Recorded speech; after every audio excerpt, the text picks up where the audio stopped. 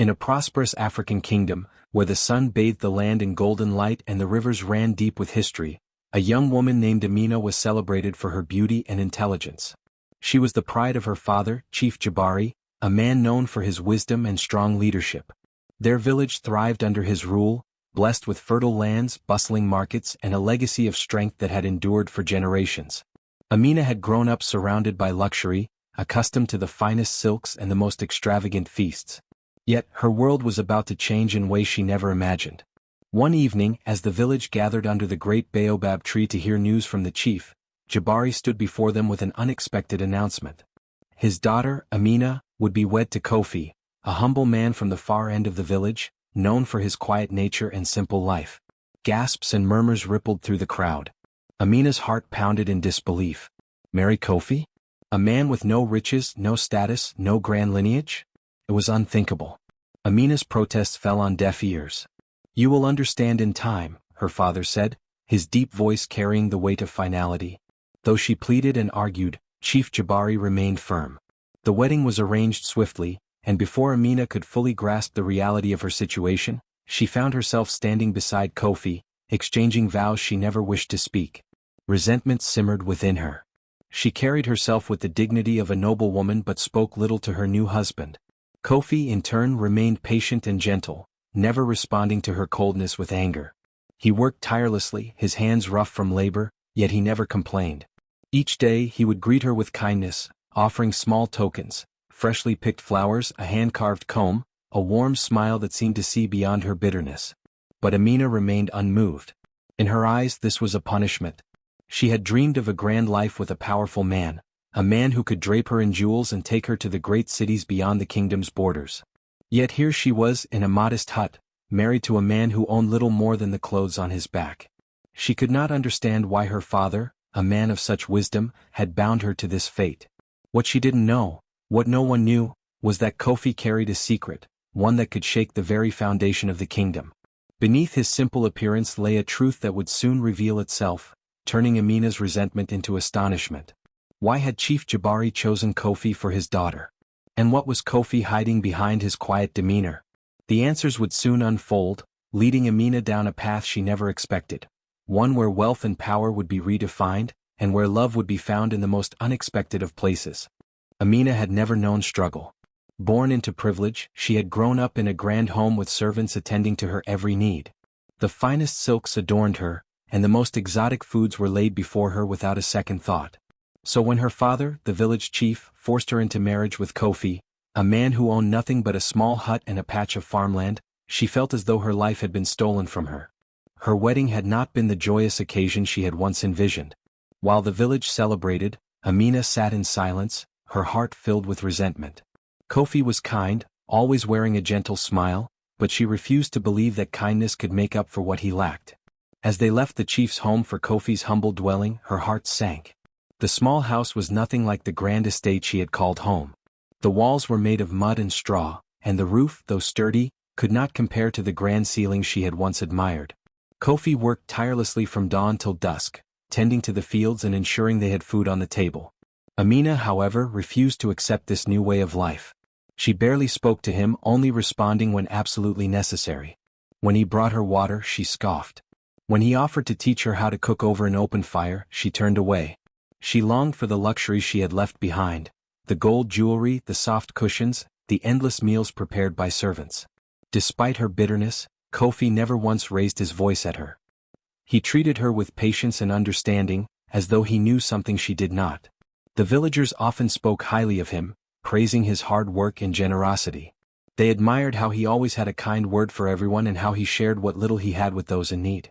Yet, to Amina, he was still nothing more than a poor man who had stolen her future. As the days passed, she found herself observing him more closely. She noticed the way he never showed signs of exhaustion despite working harder than anyone else. She saw how the village children would run to him, their faces lighting up whenever he told them stories by the fire. She watched how he always had an answer to every problem, always remained calm in the face of adversity. One night, unable to sleep, Amina stepped outside for some air.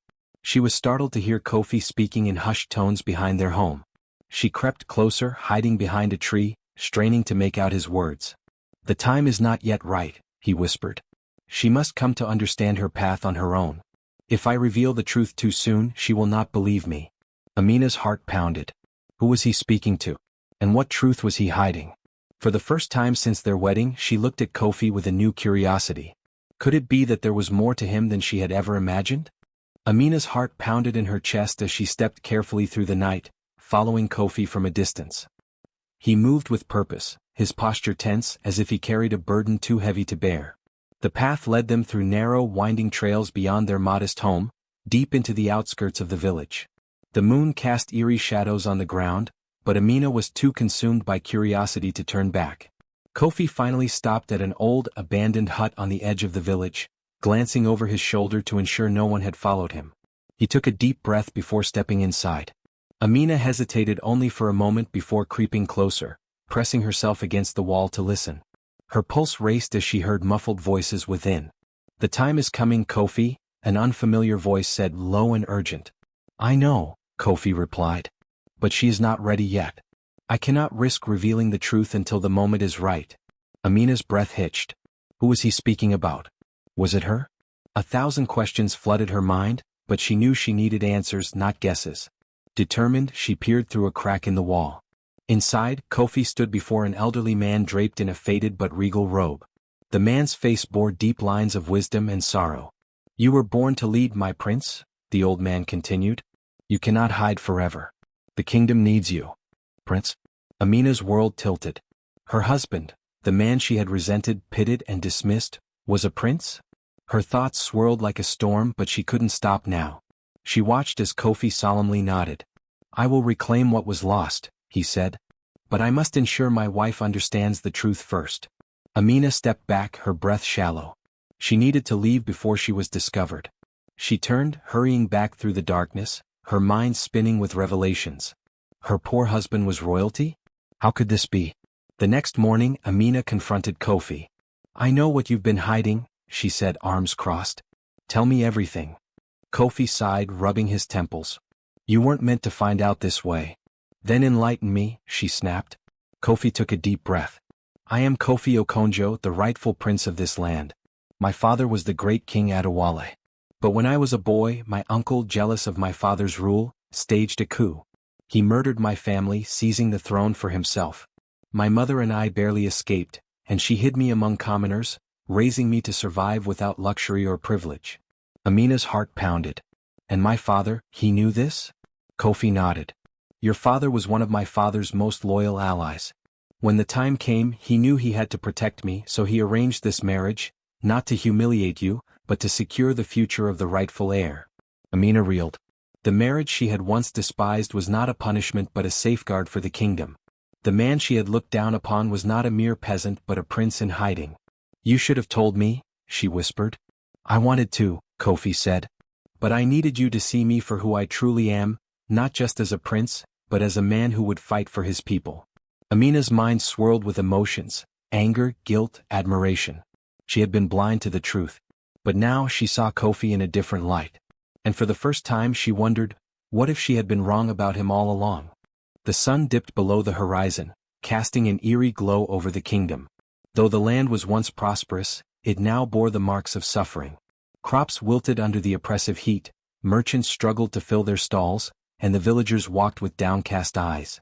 The rule of Kofi's uncle, King Abesai, had turned the once thriving kingdom into a place of despair. Amina sat outside their small home, staring into the distance. She was still grappling with the revelation that her husband, the man she had dismissed as poor and insignificant, was actually the rightful heir to the throne. The truth had shaken her to her core. Kofi had spent years in hiding, living humbly while secretly working to restore the kingdom. How had she been so blind to the weight he carried? She turned to watch Kofi, who was speaking with a group of villagers.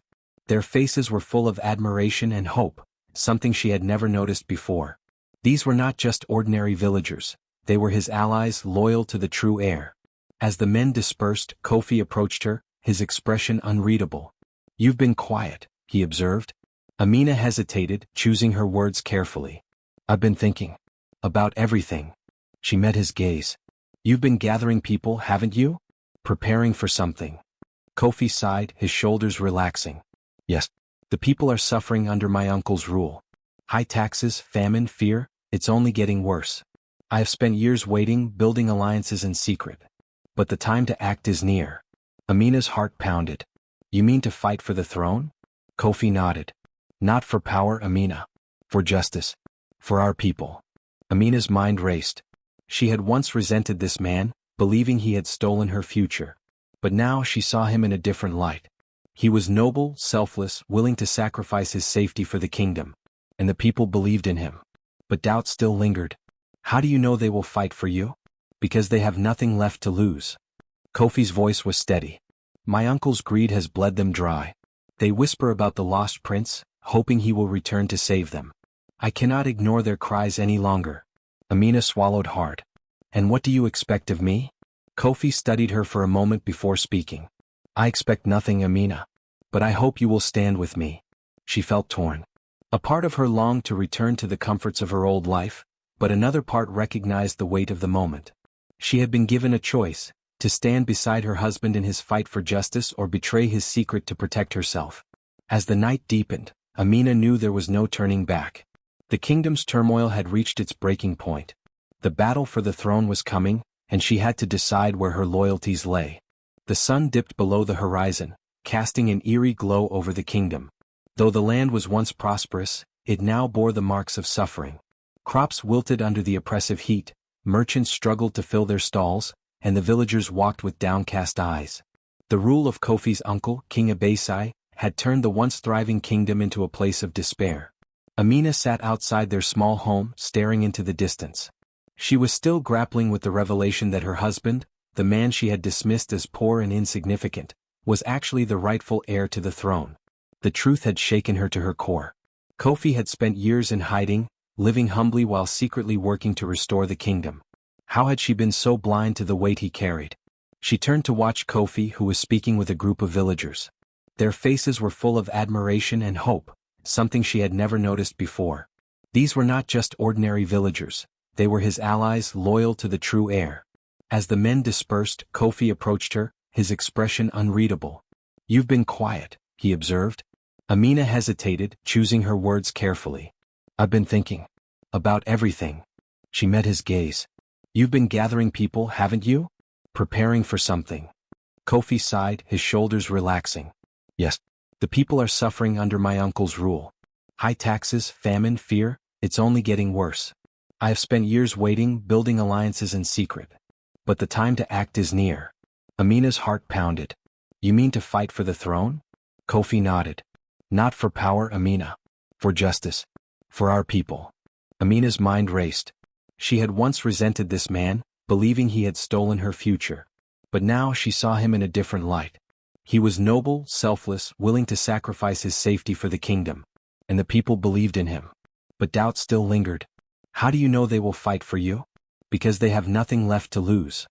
Kofi's voice was steady. My uncle's greed has bled them dry. They whisper about the lost prince, hoping he will return to save them. I cannot ignore their cries any longer. Amina swallowed hard. And what do you expect of me? Kofi studied her for a moment before speaking. I expect nothing, Amina. But I hope you will stand with me. She felt torn. A part of her longed to return to the comforts of her old life, but another part recognized the weight of the moment. She had been given a choice, to stand beside her husband in his fight for justice or betray his secret to protect herself. One evening, as Amina sat alone, an old family friend visited. He asked her about Kofi, about the whispers of rebellion. Conflicted and unaware of the consequences, she revealed the truth. Kofi was the lost prince. The man nodded solemnly, promising to help, but as he left, Amina felt a gnawing unease. The next morning, the kingdom's guards stormed their home. Kofi was seized, his allies scattered. Amina's heart sank, she had been betrayed, and in turn, she had betrayed the man she had begun to love. The villagers, who had always believed in Kofi, refused to stand idly by. They gathered in secret, whispering of rebellion. Amina, racked with guilt, knew she had to fix her mistake. With the weight of her betrayal on her shoulders, she took charge of the plan to rescue Kofi. The kingdom's turmoil had reached its breaking point. The time for action was now. The kingdom was on the brink of rebellion. The people, long oppressed by King Abesai's greed and cruelty, whispered of change in the air. The lost prince had been found, and though captured, His spirit had ignited a fire in the hearts of those who had once lived in fear. Amina stood in the shadows outside the palace walls, her heart pounding in her chest. The guilt of her mistake still weighed heavily on her, but she had no time to dwell on it. She had vowed to make things right. Tonight she would set Kofi free, or die trying. With the help of the villagers who had pledged their loyalty to Kofi, Amina had devised a plan. Under the cover of darkness they moved swiftly. Amina and a small group of rebels infiltrated the palace through a hidden passage, one Kofi had told her about before his capture.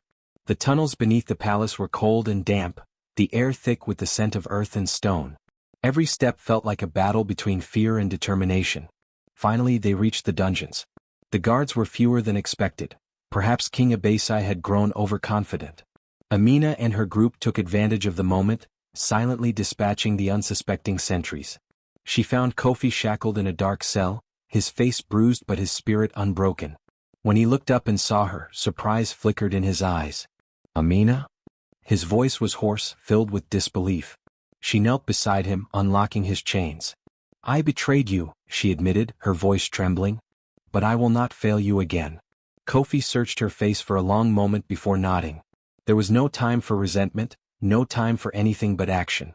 As they made their way out of the dungeon, the rest of the rebels stormed the palace gates. The sound of swords clashing, shouts of defiance, and the cries of the oppressed filled the air. The people had risen. The battle for the kingdom had begun. Kofi and Amina emerged into the courtyard where chaos reigned. The royal guards fought fiercely, but the villagers, driven by years of suffering, matched their ferocity. Amina, who had once despised this life, now fought alongside her husband, her blade swift and sure. She no longer saw Kofi as the poor man she had been forced to marry, she saw him as the rightful king, the man who would bring justice to their land. At the heart of the palace, Kofi confronted his uncle. King Abasai stood in his grand robes, surrounded by his most loyal guards. But there was fear in his eyes. He had ruled with cruelty, never expecting the people to turn against him. Kofi stepped forward. "Your time is over, Abasai. The people will no longer suffer under your greed." Abasai sneered, drawing his sword. "You think a forgotten prince and a handful of peasants can overthrow me?" Kofi raised his weapon. "I think justice will." The final battle was fierce. Kofi and Abasai clashed in a duel that echoed through the halls. Amina fought alongside the rebels, ensuring that the tyrant's forces would not interfere. The tide had turned. The people, once afraid, had found their strength. One by one the guards surrendered, knowing their king's reign was crumbling. With one final strike, Kofi disarmed his uncle, pressing the blade to his throat.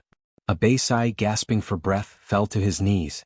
He looked around and saw what he had lost, not just his throne but the loyalty of the kingdom. "It's over," Kofi declared. The people erupted into cheers as Abasai was taken away, his rule officially ended. Kofi turned to Amina, breathless and victorious. He extended his hand and without hesitation she took it. The rightful king had returned, and beside him stood the woman who had once doubted him but had now become his greatest ally. Together they would rebuild the kingdom, not with wealth or power but with wisdom and justice. As dawn broke over the land, the people gathered in the palace square, chanting Kofi's name. The kingdom had been saved and a new era had begun. Kofi stood before Amina, his heart weighed down by the echoes of the past. He had suffered at her hands, endured humiliation, and yet, looking at her now, he saw not the proud and entitled woman she once was, but a humbled soul seeking redemption. The choice before him was not just about forgiveness, it was about the future of their kingdom. He took a deep breath. "Amina, the past cannot be undone, but the future is still ours to shape. If you have truly changed, then stand by my side, not as a queen of privilege but as a queen of the people." Amina, with tears in her eyes, fell to her knees. "I swear it, Kofi. I have seen the error of my ways, and I will dedicate my life to serving our people with humility and kindness." With the weight of bitterness lifted, Kofi extended his hand to Amina, helping her to her feet. The kingdom, watching with bated breath, erupted into cheers. The long-awaited moment of unity had arrived. Their first act as rulers was to rebuild the land that had suffered under years of division and inequality. Kofi, having known the struggles of the poor, implemented new policies to ensure fair distribution of wealth and resources. Farmers were given the tools they needed to cultivate their lands, traders were provided safe routes, and artisans were supported in their crafts. The once neglected outskirts of the kingdom flourished, and hunger became a thing of the past. Amina took it upon herself to bridge the gap between the nobles and the common folk. She organized gatherings where the elite were required to spend time among the less fortunate, understanding their hardships firsthand. She personally visited families, listening to their grievances and ensuring their needs were met. The people who once feared and despised her began to love her for her compassion and fairness. One day an old woman approached Amina in the market. "You were once the daughter of a king, but today you are the mother of a kingdom," she said, blessing Amina. "Never forget the lessons life has taught you." Amina held the woman's hands tightly. "I never will. I have learned that true power is not in gold or status, but in the love and respect of one's people." Under their joint rule, the kingdom saw an era of unprecedented peace and prosperity. The rich were no longer blinded by their privilege, and the poor were no longer weighed down by oppression. It became a land where merit mattered more than birthright, and kindness was valued above wealth. Years passed and Kofi and Amina's story became legend. Children grew up hearing of the poor man who became king and the proud princess who learned humility. Their love story was not just one of romance, but of transformation, redemption, and the power of seeing beyond appearances. One evening as they stood on the palace balcony, looking over the thriving kingdom, Amina turned to Kofi. "Do you regret forgiving me?" Kofi smiled, taking her hand. "Not for a moment. You were meant to be by my side, not as the woman you were, but as the woman you have become." Amina leaned into him, her heart full. The past was behind them, and a new beginning had truly taken root. The kingdom was no longer divided by wealth or pride, but united in the wisdom of its rulers. And thus, the legend of Kofi and Amina lived on, a testament to the fact that true worth is not found in riches, but in the heart. As the sun set over the village, a warm golden light bathed the land, casting long shadows over the fields where the people gathered. Amina, once scorned for her simplicity and lack of wealth, now stood as a beacon of wisdom and strength. Kofi, who had once been trapped in the illusion of riches, stood beside her, a changed man. Their journey had been long and filled with trials, but in the end, it was not gold or status that defined them, it was their hearts. Amina had always understood the value of humility and love, but it took a journey of hardship for the rest of the village to see it as well. When she was overlooked for marriage because of her simple background, she did not allow bitterness to take root in her heart. Instead, she continued to show kindness, believing that true wealth lay in the goodness one carried within. Kofi, on the other hand, had been blinded by the world's expectations. He believed that success was measured in gold, land, and possessions. But as he wandered through trials that stripped him of all material wealth, he came to understand a profound truth. Riches could be lost in an instant, but character and virtue were what remained. The spirits of the land had guided him, not to punish him, but to awaken him to the reality of his true destiny. The village elders, once firm in their beliefs that wealth dictated worth, now stood before Amina and Kofi humbled. They had judged too quickly, failing to see the depth of Amina's wisdom and the potential within Kofi beyond his material success. Now, as they looked at the two standing before them, they saw not outcasts or mere villagers, but the future of their people. Amina's transformation was not in gold or jewels, but in the strength of her spirit. She had always been rich, not in wealth but in love, patience and kindness. And now, standing before the village, she was honored not for what she owned, but for who she was. Kofi's journey was a testament to fate's unshakable force. He had tried to run from his true path, but destiny had a way of leading him back to where he belonged. Through his trials, he learned that justice always finds its way, and that no man can truly escape the fate that is written for him. He had been born to lead, but not as a man of riches, rather as a man of wisdom, fairness, and humility. As the village elders stepped forward, they spoke words that would be remembered for generations. A man's true worth is not in his riches but in his heart. And a woman's strength is in seeing beyond what the eyes perceive. From that day forward, the village no longer measured people by their gold or their possessions. They looked instead at kindness, wisdom, and the strength of one's spirit. And as Amina and Kofi walked forward, hand in hand, the people knew they had witnessed a story that would be told for ages. A story of love, destiny, and the true meaning of wealth.